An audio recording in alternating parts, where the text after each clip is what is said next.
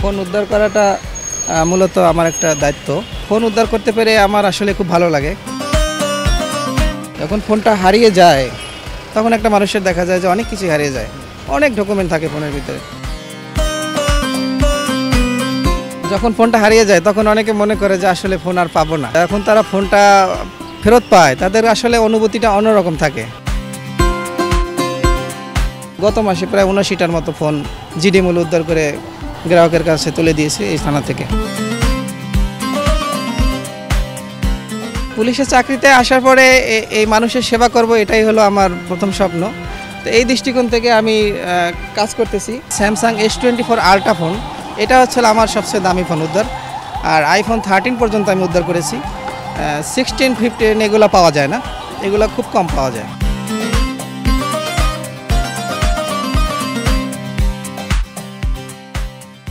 সম্পূর্ণ নিজের উদ্যোগে না, এটা হলো আমার একটা পেশাদারিত্ব, দায়িত্ব আমার। আমি পল্টন থানায় আছি, এই দৃষ্টিকোণ থেকে ফোন উদ্ধার করাটা মূলত আমার একটা দায়িত্ব। আমি এই দায়িত্বে আছি। ফোন উদ্ধার করতে পেরে আমার আসলে খুব ভালো লাগে, কারণ ফোন একটা মানুষের খুব গুরুত্বপূর্ণ একটা ডিভাইস। এটার ভিতরে আসলে মানুষের অনেক কিছু অ্যাড করে থাকে। যখন ফোনটা হারিয়ে যায় তখন একটা মানুষের দেখা যায় যে অনেক কিছু হারিয়ে যায়, অনেক ডকুমেন্ট থাকে ফোনের ভিতরে, খুবই হতাশাগ্রস্ত হয়। পরবর্তীতে দেখা যায় যখন এই ফোনটা তারা ফিরে পায় তারা খুব খুশি হয়।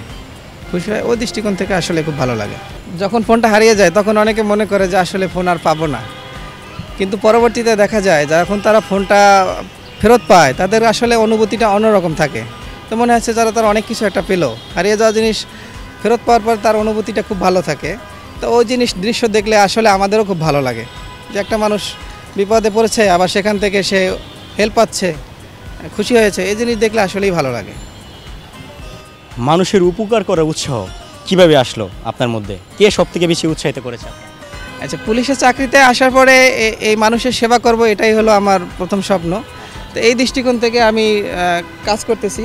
তা এখানে পল্টন থানায় যোগদান করার পরে আমার এই জোনের senior SP Hossain Mohammad Farabi sir, তিনি আমাকে এই কাজটা করার জন্য সর্বোচ্চ সাপোর্ট দিচ্ছে এবং তিনি আমাকে উৎসাহিত করতেছে। এবং আমার থানার যে অফিসার ইনচার্জ নাসিরুল আমিন স্যার, উনি অত্যন্ত ভালো মানুষ।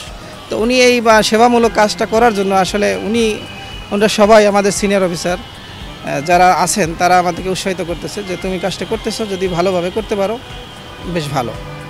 এই দৃষ্টিকোণ থেকে আমি এই কাজটা করি, এটা ভালোও লাগে আমার করতে।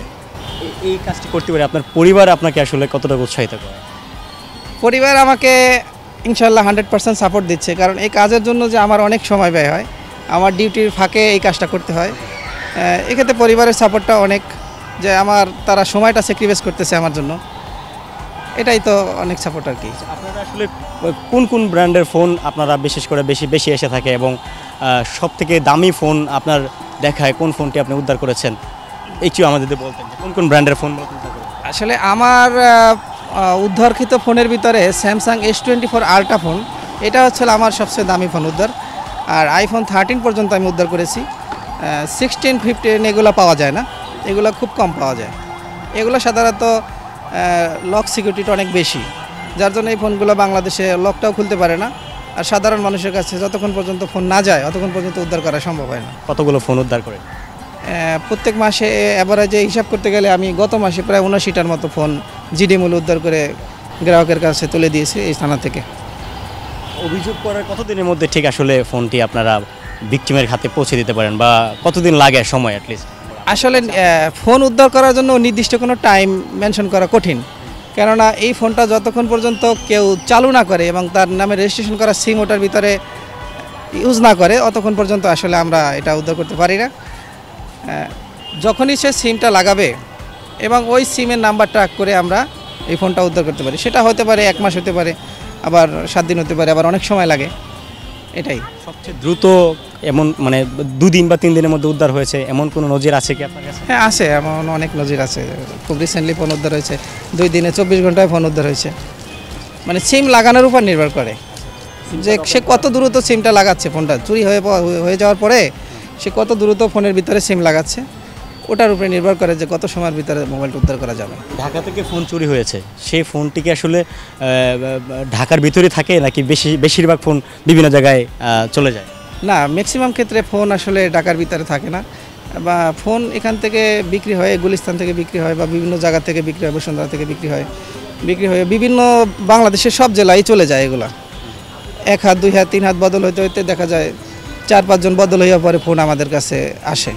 হ্যাঁ, এক্ষেত্রে আসলে ঢাকা সব ফোন পাওয়া যায় না, বিভিন্ন জেলা থেকে উদ্ধার হয়।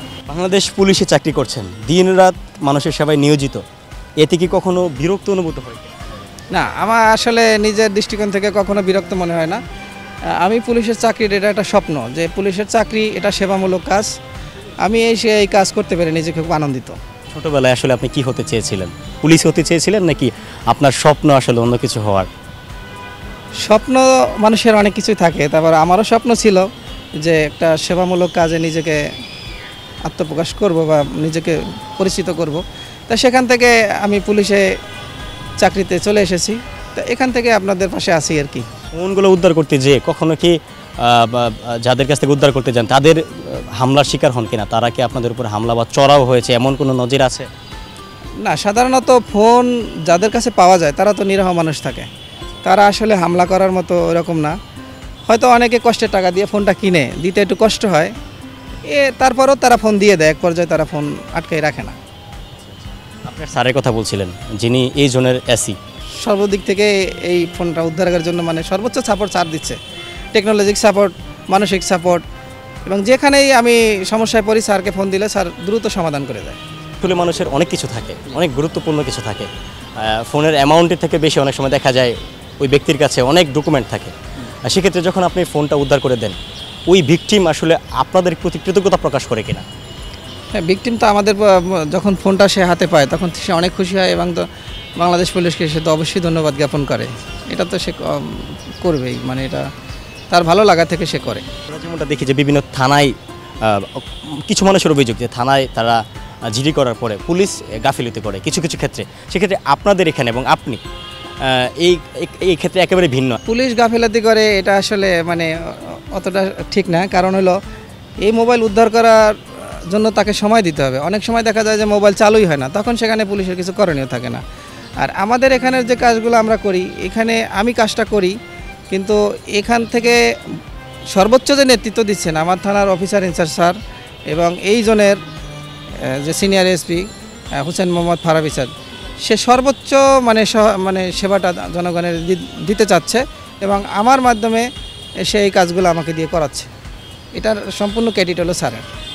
উনি কি শুরু থেকে আপনাকে এই ব্যাপারে উৎসাহিত? হ্যাঁ জি, আমি শুরু থেকেই স্যার আমাকে উৎসাহিত করতেছে, এবং সর্বরকম সাপোর্ট স্যারই দিচ্ছে। প্রত্যেক দিন থানায়, আপনার থানায় কতগুলো জিডি আসে, এই ফোন চুরির জিডি? এটা এক্সাক্ট আমি বলতে পারবো না, কারণ এই জিডির হিসাব তো আমার কাছে থাকে না, তবে বেশ কিছু জিডি হয় থানা এলাকায়। আপনার এই যে পল্টন থানায় আপনি আছেন, গুলিস্তান এরিয়াটা আপনার পল্টন থানায় পড়েছে, এই এলাকাতে আমরা খবর পাই যে বেশি চুরি ছিনতাই হয়ে থাকে, মোবাইল ফোন থেকে ধরে অনেক ডিভাইস। সেক্ষেত্রে আপনার কি অভিযানগুলো কি এই এলাকার? না, এইটা আমি শিওর বলতে পারবো না যে কোন এলাকায় বেশি চুরি ছিনতাই হয়। তো অভিযান আমি সারা বাংলাদেশে মানে করে থাকি বলতে আমার থানার ভিতরে থাকলে তো সেটা আমি উদ্ধার করার চেষ্টা করি, আর অন্য থানায় গেলে আমি অন্য অফিসারের সহায়তা নিতে হয় আমাকে। শেষে আপনার দর্শকের উদ্দেশ্যে কিছু বলার আছে? হ্যাঁ, দর্শকের উদ্দেশ্যে বলার এটাই যে যদি কারো ফোন হারিয়ে যায়, সে যেন বিভ্রান্ত না হয়ে সরাসরি থানায় এসে জিডি করে, এবং সে জিডি করার পরে তাকে পরামর্শ হলো আমার জন্য ধৈর্য হারা না হয়ে তাকে অপেক্ষা করা উচিত, কারণ উদ্ধারের জন্য একটু সময় দিতে হবে পুলিশকে। এটাই আমার দর্শকের জন্য মেসেজ।